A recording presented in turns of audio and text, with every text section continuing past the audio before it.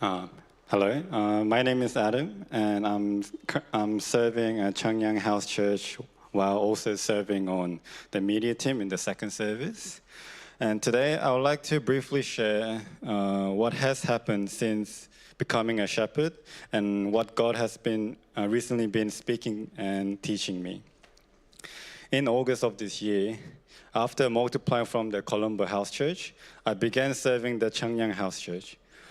Although it had been a short period of time, I have learned and felt so much. After committing to serve as a shepherd, I was able to witness and experience the firsthand how our leaders devote themselves to the house church, with what kind of heart they serve, and how earnestly they pray for the salvation of the lost souls. At first, I wondered whether I could be used well by God as a leader. I worried. God knows all my weaknesses. What if I'm not that capable enough to care for the house church members? But as I began this journey and continued house church, God filled the areas where I lacked and led both my life and the house church. Not by my strengths, but by His. I realized that God has actually placed me in this position of shepherd so that I would learn to rely on Him rely on Him more deeply. Although there was at times when shepherding was tiring and challenging, God gave me a heart of peace and love for the house church members.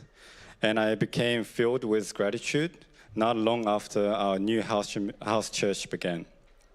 But God brought us a new VIP, and He allowed that VIP to enjoy coming and participate consistently, and adjust well to our new group. Through this, I was able to clearly see that none of this was by my own effort. It was all God's grace. God resolved the worries and my anxieties, and that I had been carrying around. Just when I was starting to adjust to the life of shepherd, various trials slowly entered my life. While serving the house church and following the God's guidance, at the same time, I began to face many personal and real-life concerns. I'm currently working as a part-time, and I have been searching for a full-time job in my field. Despite applying to many places, I received no replies and had a few interview opportunities, and I prayed earnestly, asking for God's favor. But even after all my prayers, none of the interviews had a positive outcome.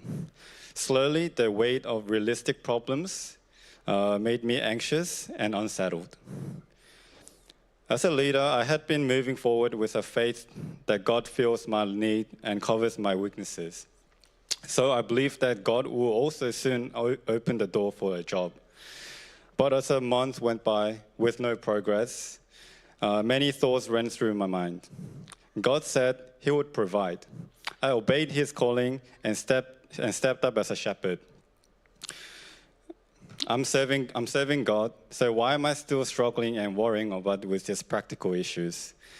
I wasn't angry or blaming God, but without realizing it, a sense of a reward had grown in my heart.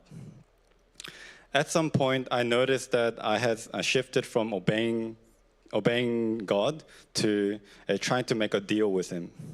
With these complicated feelings, I continued my daily life until one Sunday's sermon, God spoke to me through His message. Where is your gaze right now? Are you looking at me, or are you looking at your circumstances? When this question entered my heart, I was deeply shaken. I realized that although I had committed myself to serve God joyfully, in reality, my life had become centered and around myself rather than God.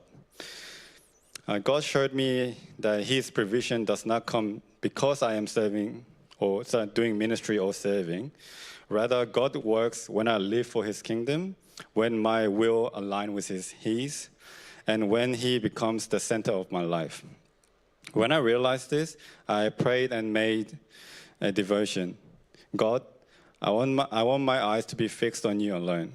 I lay down my practical worries at your feet, and I choose to trust you. Please help me endure and wait for your timing. As I surrendered my thoughts and heart, my heart became steady again.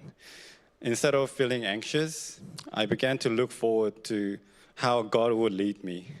And God helped me to recognize my weaknesses and gently turned my gaze back to Him.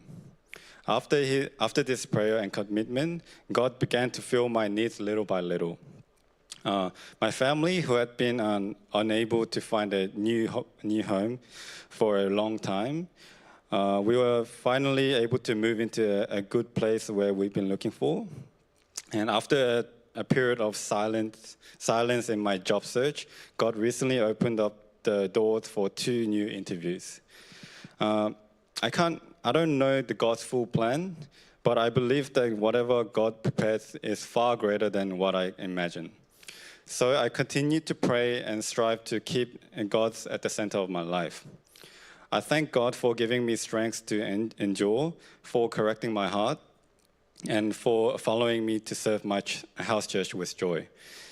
Please pray that my eyes will continue to stay fixed on God. And thank you for listening to my testimony, and God bless you. Thank you.